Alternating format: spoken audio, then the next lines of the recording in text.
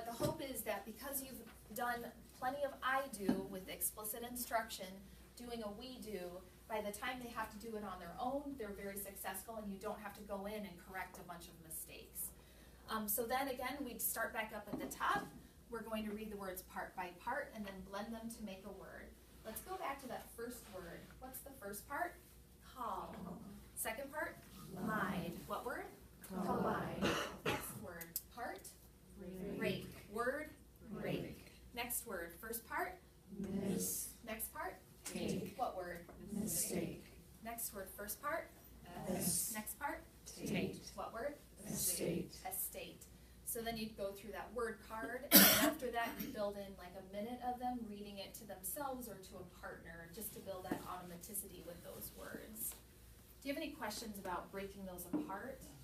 BCE is pretty easy. I mean, I feel like open and close are where it gets kind of tricky. Yeah? Would you do the last word on the list? Ah, thank you. So divine.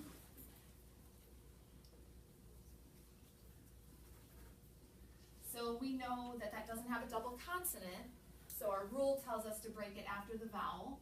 If we do that, it's divine. So in that instance, I would say divine doesn't sound right, so I'm going to break it after the consonant.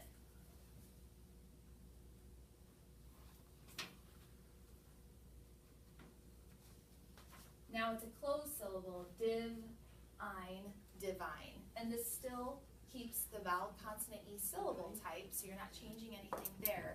But always going back to that, because most of the time breaking it after that vowel will work, but sometimes it's not going to work, and then they have to just rely on that doesn't sound right. Kids that have vocabulary delays or issues, they're going to struggle with that because they're maybe not going to know the word divine or know if it sounds right. So I would just then tell them. Does that make sense? You okay? Okay, so we have to end now, but I just wanted to point out, initially I had intended to model a whisper partner choral using the Journeys text. So just a reminder that when you teach these lessons, you still want to pair it with text and follow that same routine that's in the single syllable, where you would do a whisper, a partner, and then a choral read. Again, you could use their grade level text if they're not struggling too much with it, or slightly below grade level text. Okay. You okay? Thank you. Okay, thank you.